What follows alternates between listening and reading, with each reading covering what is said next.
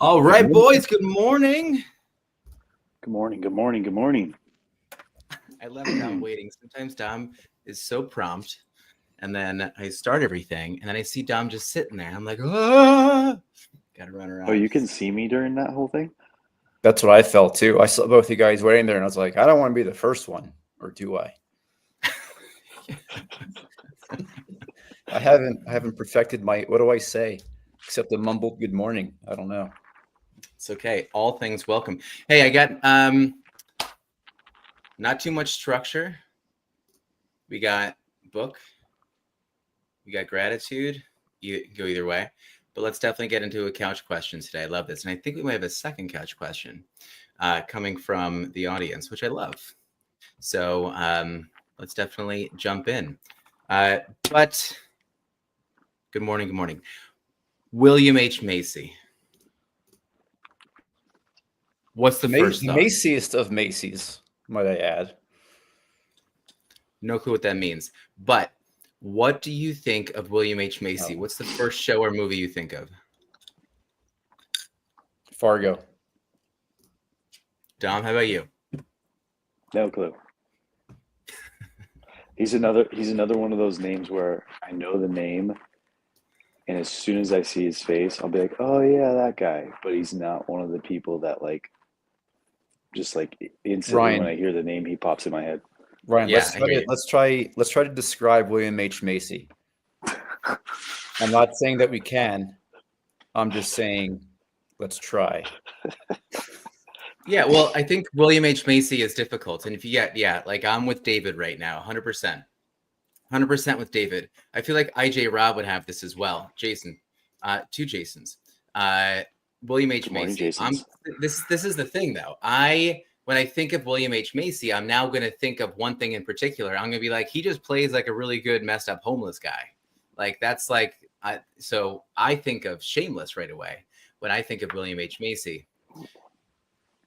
My very first memory of him it wasn't Fargo, but that's my most biggest memory, I guess I'd say. Okay. Before I saw Fargo, like in my early teens, I remember seeing him, and if I could describe most of his characters pre-Shameless, I would say like the most well-intentioned person that keeps getting shat upon. Okay. I don't know if that helps describe more of what he is, but I have a question. Should I just turn my video off and look him up on my screen? No, don't ruin it. No. Well, the focus right now isn't as much on exactly what his history in movies and shows are, as much as do we think of him as a liar? And also not as much him, but if anyone is familiar with Felicity Huffman as well, because this is what it's about. It's all about lying. It's all about being a hypocrite and how you as an individual, as an adult, as a parent, if you are this way and you're someone who's lying and it falls back on your kids. And so obviously we wanted to be teaching by example and all these things too. But you guys must know this. Do you guys remember the whole scandal with, parents basically trying to get their kids into college by faking their SAT scores or paying people off? You guys just remember that whole situation? Yep. Remember a little bit about it. So there was that, and then who was the mother? No, not mother. Aunt was Becky. It the oldest sister? Was it Aunt Becky? Yeah, right, from Full House. She also got kind of caught up in this too. So, that is, if you didn't know this, that whole thing went down while William H. Macy was up on stage at one point, or at least in an interview. I thought it was on stage. I forget now. It was in the reading, but he was basically telling people don't lie. It's sort of the worst things you can possibly do while they're actively going in and they are trying to adjust their kids' SAT scores, which, by the way, the reading had reminded us that the school that their daughter wanted to go into was a theater school that didn't even require SATs. So. Yep, that's wild. I'd also like to add how underwhelming it is to move to rich folk paying for curving their kid scores from sending your kids out into the wilderness to kill a wolf. Going from like how long can we like pad our kids as they go into college, where yesterday we're like, okay, well, see you 12-year-old. Will he come back? But I don't know. Maybe he'll come back. You know? Maybe. So I feel pretty bad about this one because I think I was even telling my son the other day that mommy and daddy lie to him. Can't remember what exactly the reason was. I think it was something like, he's like very attached to mommy right now. And so whenever she needs to go somewhere, it's like the little white lies, like, oh, I'm just going, here and I'll be right back. And then like an hour or two will go by and he's like, where's mommy? She said she'd be right back. And I'm like, nah, she lied to you. She's going to Bailey's basketball game. She'll be there for like 2 or 3 hours. Like we should start getting to bed. Or she's going on a girls' night or, something like that. Like, because like it happens where like when the time comes for her to leave to go, to wherever she's going, it's like, if he's distracted, she'll look at me and she'll go, well, do I just sneak out or do I like say goodbye and tell him? And usually when the say goodbye, tell him part comes up, because we're trying to get her and him to that point where, he can accept that like she needs to go places and do things. So like we're trying to get away from the sneak out process. When she gets to that point of saying goodbye, he's like, you're going to come right back, right? Like that's his next question, And so, yeah, the little white lies are still happening right now of, I'll be right back. I usually say I'll be right back. Yeah, I mean, and it's a then pretty I find normal thing something to else say. to add on to whatever it is I left for. I recently, my girls have been calling us out on, hey, just one sec or 1 minute in two ways. One, it's never just a sec, and they're like, that's not a sec. You just took like 10 minutes. And so like I think they've been like taking it like really personal. So I've been saying things like, I'll get you back. I can't tell you exactly when, but it'll be some. But then also I do have kind of a rule in the house that I say, if mommy or daddy, like we try and respect boundaries, but if mommy or daddy ask you to do something, I don't want my girls throwing up a finger and being like, hey, 1 minute, dad.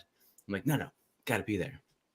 So that's the thing. But is that teaching kids how to lie a little bit, you think?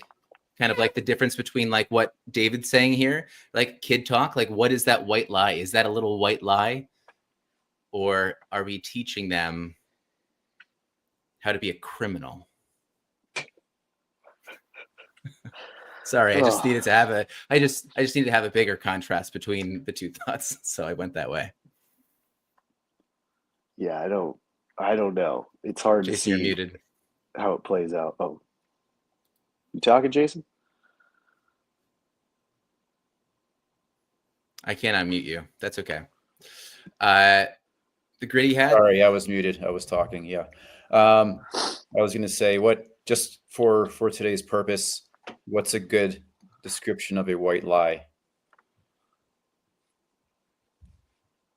How do we define that? A simple lie, a kind lie, a lie without intention. What do we call that? I don't know. I don't think I've ever used the term white lie in like an okay way. Like, daddy just gave you a white lie, or like my kids. I feel like a lie is a lie. So, and I think that they can carry different weight. But I feel like if we start teaching our kids, they're like, okay, well, that's just a little white lie. Like, I don't connect with that.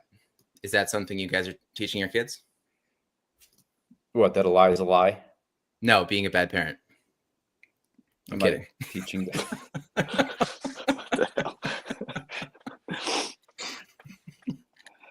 Oh, Ryan's getting sassy today. No, I wouldn't say that I'm teaching the kids the actual phrase white lie. and I don't know what we're teaching the kids.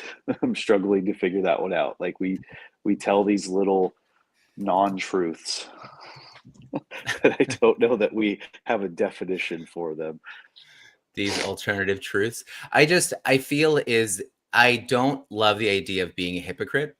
And that's like, I feel like if I had to put something as worse than the other, I feel like hypocrisy is worse than a lie. Because I feel like hypocrisy is a lie on top of, I don't know, gaslighting maybe. And so that's the one thing that I can't stand. And even if I do it myself, I'm like, call me out, because I probably don't really even know that that's the case.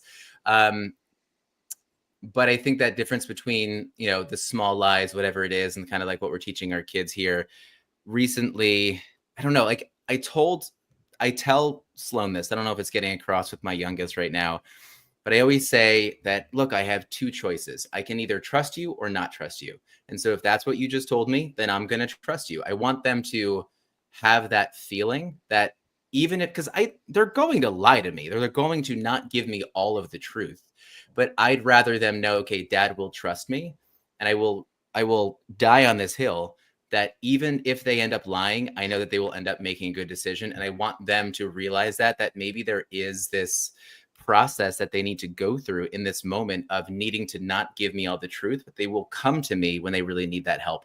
It might be completely, I might be completely wrong. And another parent that has older kids might be like, what the hell are you doing? You're setting yourself up for failure. But that's like, I'm like, give me a white lie, just don't be a hypocrite. Or give me, that small little untruth, or don't give me all the truth. I'd rather that than them think they have to lie or think that they're lying. That's where my head goes. I almost feel like when I said that I was underwhelmed by the reading today, I was being serious. Yeah, it's basic, don't lie. I don't know. It was like, yeah, we get it. I'm sorry. I'm sorry if I'm taking a big stinky poop on today. But I don't know. It's just, I feel like I would have appreciated another example besides rich people. What if they weren't rich? What if, let's think of another example of trying to get your kids through school for a second in another kind of way. Let's, you know what? Because I was heavily involved in this when I was back at home working for a landscape construction company. The owner of the company was a cop that was well known in our town. And so the blue collar boys was really it was a real thing. It was like the blue collar guys, like the construction guys, everyone, the cops, the firefighters, like everybody really kind of watched out for each other. And so I would see actively, like, let's say if somebody needed more material, they would run over to some of like the stores, the construction stores, I guess, that had this material, like rocks or soil or mulch or whatever it was. But I would watch people, because like we were higher up, because we had, the company I was in was higher up. So we would usually be pushed to the front if there was any question of like who went first. And so a lot of times, if you knew that you got a job through our business, that not my business, but this guy's business, this cop's business, you would likely end up being get your job done, right? So it's not college. I know it's not that, but like I would actively be part of it, and I would actively know that if people paid for our business, that their yard would end up being taken care of first versus someone else. And that wasn't really even a money thing. That was just you chose the right person, and that always made me feel bad, because you would see like a guy just trying to take care of his yard, and then they would run out of material, right? So maybe I'm kind of stretching this example, but it's something here where I'm sure you can think of this in a different way. Is there a different way to think about this, Jason? I've now gone way too far into this analogy. I think that's what I'm asking is like, maybe I just need to reframe what Thank you for stepping in. No, keep going, Ryan. Dig that hole. Because we can't reach you anymore. I think so. I read here was David put up. Can I add things to the There we go. Look at me. I got admin privileges. You always get caught in a lie. You might not be caught, but you'll always know that you lied. I think that's something. Maybe that's a good barometer. That's my thought. That's my takeaway. Say if you're like a decent person and you lie, you're not going to feel good about it, no matter how long you carry it. You know, it's like it's never going to go away. It's always going to be on your head. It's like, at least to me, it's like, yeah, I remember times when I lied and I don't feel good about it. Why do our kids lie to us? So timely. That's topical. Yeah. Especially with Kira like coming up on teenage years and Junie coming up. It's like what I felt like when I was that age is getting in trouble, being judged, losing privileges. That's probably why I lied. Yeah. So it's like, one thing we try to front load before they get to those years is like, you'll never get in trouble for telling the truth. There might be consequences, but you're not going to get in trouble for telling us. Yes, is that. Isn't consequences the same as trouble? Not if you word it right. In a kid's mind. Yeah, I was gonna say kids lie and adults usually lie. The main reason is fear, right? Like they're afraid of fear of what's gonna happen. consequences. Fear of trouble. Maybe fear of that punishment. Fear of all that stuff. But maybe a better way to word that with them is you get in more trouble if you're found out. It's flames. Let's go. What's I love up, that place? I love that little noise. That noise gets me excited. Is car noise? Good morning, place. No, the noise when someone is joining the stream. The little. Oh yeah. Well, Blaze, I like that you came in because I wanted to. I don't want to force this too much, but I was very excited. Why you want to hear about all the live kids on a daily basis? Wait, were you listening to us talking as you were before you came on? Well, I mean, I listened to the reading like two. Okay. And he's like, spot on. This is me. It's a really good question to think about because, like, the one that they talk about, I remember because it was the mom from Full House, Jesse Tanner's wife. I forget her name in the show. Maybe Rebecca, maybe not. And Becky, right? Jason reminded us earlier. But man, pop culture points for me. But what I'm trying to say is that's a huge lie. Like, not only are you misrepresenting your child, but you like publicly were saying not to lie, and then there you are, like, like a supervillain or something in the background. But the lie that I not to mention, you totally destroy your character from the show. Like Aunt Becky, while hot, is also wholesome and a good role model. All goes down the drain. But Brody, if you give him the chance, will eat like 4 donuts in a day. And whenever I pick him up from daycare, we always drive by a Dunkin' Donuts. So probably like 2 or 3 times a week, I tell him that they ran out of donuts and we're gonna have to come back tomorrow. Yes. See, I love that one too. The kid asked to go somewhere, and I'm like, they're closed today. They're just not open yet. It's dark out. It's cold. It's dark. They're closed. I feel like my favorite one was always like, look, if the ice cream man comes by and he's playing his music, that's letting us know that they're out of ice cream. So that was always maybe that little lie that we always pushed. Oh, he's out of ice cream again. He's playing that music. No, that's his out of ice cream music. That's not his come here music. That's his out of ice cream music. Exactly. Yeah. I feel like they caught on at some point and didn't let us know they actually caught on. Hey, again, I don't want to force this too much, but it's also in the same vein right now because I think this could kind of fall within there. I'm gonna pick the appropriate couch. Jason, you are sacrificed. But I would like to make sure that we cover this over here. Look, oh, that's funny. But a great question yesterday. I wanted to ask this. It was asked over on X yesterday. And I was curious what your guys' thoughts were. I know that we texted about it, but I thought it would be good to kind of talk about it here because it could be part of how things are changing. But someone had asked this question, I feel, due to the influence of others, right? So I think that this person wanted to share, but the relationship I had with my kids has changed. It breaks my heart. But how do you go about fixing it without forcing anything? Now, this person, I believe, has not older kids, but I think that he has like middle school aged kids. I don't think high school aged kids. Other details could be that I believe the mom and the dad are separated. So there is something kind of like within that too. Like, okay, I'll put myself here. That's fine. But what do you guys think about this? My immediate thought is it does sound like something that might happen with older kids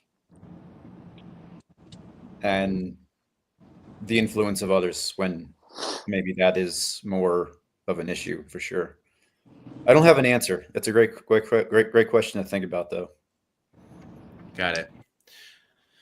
Dom, any thoughts? Yeah, I mean, again, without knowing all the context of this person, like I know who the person is, but not the context behind it. I think my initial response was, all of us, we definitely have to give ourselves some grace and, allow ourselves these moments, but also know that because I think to go further into it, I think I remember reading some comments that like he was trying, but it just never feels like it's enough. And it's like just the fact that you're writing that and trying, and that you can like actually feel that it's never enough. It usually means that you're doing a better job than most. I think my response was like, I like the 1% better a day theory. And you could even, it doesn't have to be a day, it could be a week, a month, a year. It depends on who he's measuring himself to. Like my goals right now, I'm just measuring myself against myself of previous years. So I'm doing better than I was last year. So I'm winning right now. I'm not comparing myself to the dads on screen or the dads in the chat. Like I, use you guys as role models and sounding boards and stuff like that. But I'm never trying to compare myself to what you guys are doing, because I don't have your, circumstances, your life, your experience. So yeah, like K-Save just said, patience is another thing. Like it may be in a wrong space right now, but they could be leading towards, something really great. Please, what was you were about to go off before? What were you thinking? I was gonna say, and I don't know, it was just said. Sorry, my phone died. It actually popped back on really quickly. But what I was gonna say was, if you said this already, it's just you can't stop showing up for your kids. I think, or don't stop showing up for your kids. Even I know there's some things right now where I'm like asking my kids to do something. They're like, "No, stop asking me to do something." My daughter told me the other day that I said, did I tell her I love her too much? And I'm like, you know what? If I would rather you think I say I love you too much than not enough. So if that's the case, then guess what, baby? I love you. There you go. Take it all in. Oh man, I so agree with that. And so, like, it's hard, and I can't imagine, especially the arrangements with not having your kids with you all the time, because I know even with my kids living in my house, I have to constantly be trying to schedule quality time with them where like they're not doing something, I don't have my phone on, and it's just me and them. And so I'm sure that's even harder. So I think just really trying to hold true to that and trying to, like, how do you make that non-negotiable, if not daily or weekly, monthly, in the constraints of like whatever's set up, are my thoughts. I love the fact that I like what you said about just needing to show up for sure. That's like my first thought, is definitely making sure that not letting their emotions affect you as a father, because I think if you're a father and you are confident in what's been happening, what you've been doing as a dad, if you change that, you're now changing, I think, what your kids know as some sort of stability within their life. Now, it might not, maybe there is something someone's doing that doesn't make them the best father, but what it really is that anyway, right? I put myself in the shoes of maybe his kids, and I also thought of myself, and I was thinking, okay, well, what is it that I would have wished that my parents would have been able to think about? And I thought, like, patience is the number one thing. Patience and curiosity, those are my first two thoughts. I wish that, in moments when I was younger, that more questions were asked to understand what I was going through, because I didn't know how to actually put it into words. But I was growing as an individual myself. I was learning. And so I really wanted to make sure, and I would have hoped that, in these harder times, that my parents would have been more curious and almost more patient. Although my parents were really patient with, I think, a lot of stuff that was going on. So I think that's really great. But Scuba mentioned over here, what did Scuba mention? Mentioned vulnerability. What did you say? Recommend writing a letter expressing their feelings? For sure. Do you give that to your kids once you actually write it? I think that's the patience thing. I don't know if I would give it right away. I think you bring up a really good point, though. Like, there's different ways to communicate, and so, like, I'm constantly remembering my daughter has a smart kids watch, and I can text her and say, "Hey, how's your day? Hope you're having a great day. Love you. Blah blah blah." And so I think trying to and Tom, I love what you do. Like, I don't know if you do it as much, but I know for a while, and you probably still do a little bit. Like, even if you're not like physically present, you still like make time for your family or play Roblox or whatever, and you're still like a fixture. Yeah. I mean, I definitely do that when I'm away as much as possible. Yo, what is going on with this X algorithm? This is crazy. Can I tell you something that's weird? So we got so incredibly grateful. We have 96 people checking us out right now, but we have 40 from Blaze basically, and we have like 35 from my profile, but that's just a new thing. Something's going on with that algorithm on X right now, which is really exciting and interesting, but I just want to bring that up. It might be all my pizza pet friends. Hey, it could be. I'll see what's going on. Anyway, we hope that was a helpful thing to kind of talk through a little bit. I think that, these questions are definitely something that we'd love to, not as parent experts, but just as like dads ourselves, just be able to talk through them. And if you guys have something you want to be able to unload, do it. I know that we had another question from my buddy Billy over here.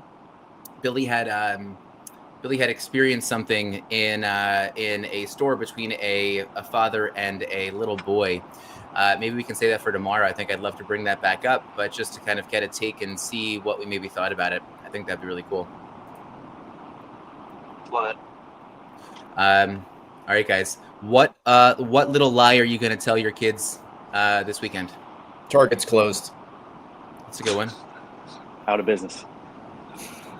We are out of popsicles. I mean, I'm always going to go back to the number one cheat code in parenting. Go to Walmart, only have your cell phone. They don't take Apple Pay. You're not lying. They get to look at stuff. You're not buying anything. They can start a wish list. Like, to me, that's like the number one parent alpha. Do your kids pat you down, or do you actually forget your wallet? I don't carry a wallet. I have like a couple of random credit cards. My wife says it's an undesirable trait to just keep them loose hanging around. But there's some people out there that don't wear, they don't put phone protectors on their phones. So, pick your poison. Can we acknowledge Dom's storage setup here? Those are some sweet hanging containers. Still completely empty. I'm planning on filling them this weekend. So we'll see. This looks nice. Really that like that nice. Might be Dom's little white lie to us. Who knows? If we wake up tomorrow or Monday and we see there's nothing in those bins. I want to see like tomorrow have like 2 filled, and then the next day have like all 6 filled. I want to see you guys see some progression. Well, yeah. This is the start of Dom's home gym. So Be there. You guys need to see. All the right, other boys. side? That's what the gym's going, right? Oh, that looks Yeah. like my garage. It's like a fucking nightmare.